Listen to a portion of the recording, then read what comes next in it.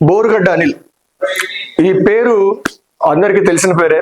గత ప్రభుత్వంలో గత 5 ఏళ్లలో జగన్మోహన్ రెడ్డి గారి అడ్డ చూసుకొని సోషల్ మీడియాని ఒక ఆయుధంలో వాడుకొని ఎక్కడ బయటికైతే రాకుండా ఇంట్లోనే కూర్చుంటూ ఇంట్లో నుంచే పోస్టులు పెట్టడం కానివ్వండి, వల్గర్గా మాట్లాడి వీడియోలు పెట్టడం కానివ్వండి, అవి ఇంకా కొన్ని పెయిడ్ ఛానల్స్కి, న్యూస్ ఛానల్కి ఇవ్వడం కానివ్వండి, ఇలాంటివి అయితే చేశారు. అండ్ అదేవిధంగా గతంలో జగన్మోహన్ రెడ్డి గారు మమ్మల్ని ఆపుతున్నారు, లేకపోతే జగన్మోహన్ రెడ్డి గారు కనుసైగ చేస్తే చాలు హ్యాంగర్కున్న షర్ట్ వేసుకొని వచ్చి లోకేష్ గారిని, చంద్రబాబు నాయుడు గారిని, పవన్ కళ్యాణ్ని లేపేస్తా అని చెప్పి గతంలో మాట్లాడారు. అది కాకుండా అంతటితో వదలకుండా ఆ తర్వాత వాళ్ళ ఫ్యామిలీలో ఉన్నటువంటి ఆడవారి గురించి కూడా అయితే అసభ్యకరంగా అయితే మాట్లాడారు అనిల్ బోరుగడ్డ గారు.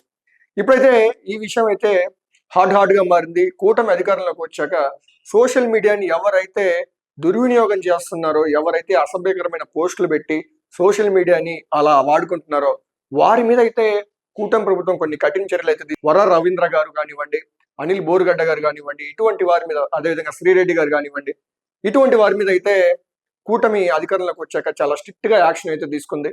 అందులో భాగంగా అనిల్ బోరుగడ్డ గారిని అరెస్ట్ చేయడం జరిగింది. ఇప్పుడైతే అనిల్ బోరుగడ్డ గారికి హైకోర్టులో చుక్కెదురు. Rowdy sheeter Borugadda Anil bail పిటిషన్ను ఏపీ హైకోర్టు కొట్టేసింది. నిందితుడు సోషల్ మీడియాలో అసభ్యకర పోస్టులు పెట్టడమే పనిగా పెట్టుకున్నారా, అసభ్యకరమైన పోస్టులు పెట్టడమే పనిగా పెట్టుకున్నారా అని క్వశ్చన్ మార్క్ పెట్టారు. క్వశ్చన్ మార్క్ అవసరం లేదు, పెట్టుకున్నారా అని డాట్తో కంప్లీట్ చేయొచ్చు, మనమే ఆన్సర్ ఇచ్చేయచ్చు. ఎందుకంటే విత్ ప్రూఫ్స్ మన దగ్గర ఉన్నాయి. ఇప్పటికీ ఏ సోషల్ మీడియాలో వెళ్ళి హ్యాష్ బోరుగడ్డ అనిల్ అని కొడితే అతను మాట్లాడిన అయినటువంటి అసభ్యకరమైన పదజాలమే మనకి మెయిన్ గా అయితే కనపడతా ఉంటది. అండ్ అదేవిధంగా చంద్రబాబు నాయుడు గారి ఫ్యామిలీ విషయాల గురించి కూడా ఈయనైతే కొన్ని అసభ్యకరమైన పోస్టులు అయితే చేశాడు. నారా లోకేష్ గారిని కూడా అసభ్యకరమైన పోస్టులు చేశాడు. అదేవిధంగా అసభ్యకరమైన పదజాలంతో విపరీతంగా అయితే దూషించాడు. దానికైతే తగ్గ శిక్ష అయితే ఇప్పుడు పడింది. బట్ ఈయన పోలీస్ కేసు ఉన్నప్పటికీ, పోలీస్ స్టేషన్లో ఉన్నప్పటికీ పోలీసు వారు అయితే ఈయనకైతే రాచ మర్యాదలు అయితే చేశారని చెప్పొచ్చు పోలీస్ స్టేషన్లో. అండ్ అదేవిధంగా గతంలో కోర్టు నుంచి జైలు తీసుకెళ్తున్న సమయంలో కూడా ఈయన బిర్యానీ కావాలని అడిగారు పోలీసు వాళ్ళు. సరే పాపము ఆకలేస్తుంది అని చెప్పి ఆపారు. ఈయన చేసిన పని ఏంటంటే అక్కడున్న పోలీసు వాళ్ళందరికీ బిల్డప్ కొద్దీ బిర్యానీ కూడా కొనిపెట్టారు. ఆ విషయంలో అక్కడున్న వాళ్ళందరిని అయితే ఒక సస్పెన్షన్ వేటు కూడా అయితే వేయడం జరిగింది. ఈ విధంగా అయితే ఈయన ఎక్కడ ఏళ్ళు పెడితే అక్కడ పతనమే అని చెప్పొచ్చు అనమాట. ఒకసారి మనం గమనిద్దాం అసలు ఏం జరిగింది ఏంటి. Rowdy sheeter Borugadda Anil bail పిటిషన్ను ఏపీ హైకోర్టు కొట్టేసింది. నిందితుడు సోషల్ మీడియాలో అసభ్యకర పోస్టులు పెట్టడమే పనిగా పెట్టుకున్నారా అని వ్యాఖ్యానించింది. ఇలాంటి వారిని క్షమించడానికి వీల్లేదని తేల్చి చెప్పింది.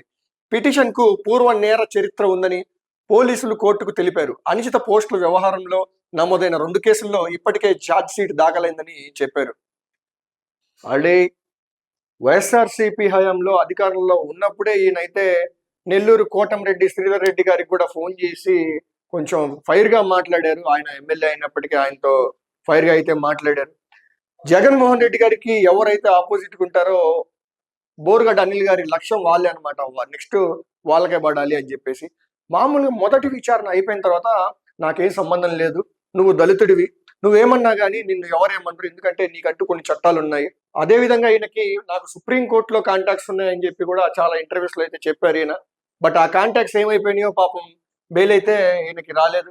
కేవలం అధికార పార్టీ బలంతో మాత్రమే ఇంట్లో నుంచి బయటికి రాకుండా ఇంట్లో నుంచే వీడియోలన్నీ పోస్ట్ పెడుతూ జనాల్ని ఎవరైతే ఈ వైఎస్ఆర్సీపీకి సపోర్ట్ చేస్తా ఉన్నారో వాళ్ళనైతే రెచ్చగొట్టే కార్యక్రమంగా పెట్టుకుంటూ మీరు కూడా ఇలాగే మాట్లాడండి, వాళ్ళని తన్నండి, పట్టుకొని కొట్టండి అని ఆ విధంగా అయితే బోరుగడ్డ అనిల్ గారు అయితే గతంలో మాట్లాడారు.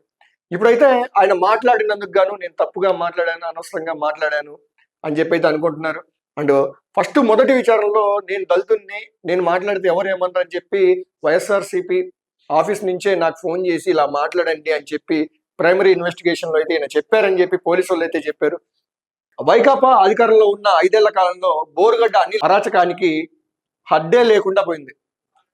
పోలీసులు సైతం అతని వైపు చూడాలంటే భయపడే పరిస్థితి కల్పించాడు. గుంటూరు నగరానికి చెందిన అనిల్ కేంద్ర మంత్రిగా పనిచేసిన రామ్దాస్ అఠావలే అనుచరుడిగా చెప్పుకుంటూ రిపబ్లికేషన్ పార్టీ ఆఫ్ ఇండియా రాష్ట్ర అధ్యక్షుడిగా చలామణి అయ్యాడు. కేంద్ర మంత్రిగా పనిచేసిన రామ్దాస్ అఠావలే గారికి ఈయన ఒక అనుచరుడు అని చెప్పుకొని తిరిగేవాళ్ళు. ఏంటి, సెల్ఫ్ డబ్బా కోసం. అండ్ అదేవిధంగా రిపబ్లికన్ పార్టీ ఆఫ్ ఇండియా రాష్ట్ర అధ్యక్షుడిగా చలామణి అయ్యాడు. జగన్ను అన్నా అని సంబోధిస్తూ తాను పులివెందులకు చెందిన వాడినంటూ వైకాపాతో అంటకాగాడు. జగన్ కు తొత్తుగా వ్యవహరిస్తూ ప్రతిపక్షాలు, ప్రత్యక్ష నేతలు, సభ్యమైన సమాజం తల్లదించుకునేలా సామాజిక మాధ్యమాలు, టీవీ డిబేట్లలో ఇష్టానుసారంగా దూషణలు చేశాడు. వైకాపా 5 ఏళ్ల పాలనలో జగన్ కు వ్యతిరేకంగా ఎవరు మాట్లాడినా వారిపై అసభ్యకరమైన పదజాలంతో విరుచుకుపడేవాడు. రాయపాటి అరుణ గారిని కూడా అయితే ఈ అనిల్ కుమార్ బోరుగడ్డ కొన్ని అసభ్యమైన పదజాలంతో అయితే దూషించారు. ఆవిడ కూడా మన ఇంటర్వ్యూలో అయితే రాయపాటి అరుణ గారు దీన్ని అయితే మెన్షన్ చేశారు. మన ఇంటర్వ్యూస్ లో కూడా ఎవరైతే జగన్ కి నెగిటివ్ గా మాట్లాడతారో, ఈ ప్రభుత్వం బాలేదని ఎవరైతే అంటారో వాళ్ళని ఏంగా చేసుకొని ఈయన బూతులతో అయితే వీడియో రిలీజ్ చేయడం, వార్నింగ్లు ఫోన్లు చేసి వార్నింగ్ ఇవ్వడం, ఇలా భయభ్రాంతులకు అయితే గురి చేసేవాడు ఇతను. పోలీసు వాళ్ళు కూడా ఇతన్ని టచ్ చేయాలంటే కొంచెం భయపడేవారు. అందుకే గుంటూరు పోలీస్ స్టేషన్ లో ఈయనకైతే బెడ్ రెడీ చేశారు నిద్రపోవడానికి. పాపం అప్పట్లో జగన్ పేరు చెప్పి గుంటూరు నగరంలో దందాలు, దౌర్జన్యాలతో హల్చల్ చేశాడు. నాడు అధికార పార్టీ వైకాపా అండదండలు ఉండడంతో ఇష్టారాజ్యంగా చెలరేగిపోయాడు. జగన్ పేరు చెబుతుండడంతో పోలీసులు అతని వైపు కన్నెత్తి కూడా చూడలేదు. కేవలం జగన్ గారిని అన్న అని సంబోధిస్తాడు. మా అన్న, మా జగన్ అన్న, కోడలు నాని నాకు రోల్ మోడల్ అని చెప్పి చాలా ఇంటర్వ్యూస్ లో చెప్పారు.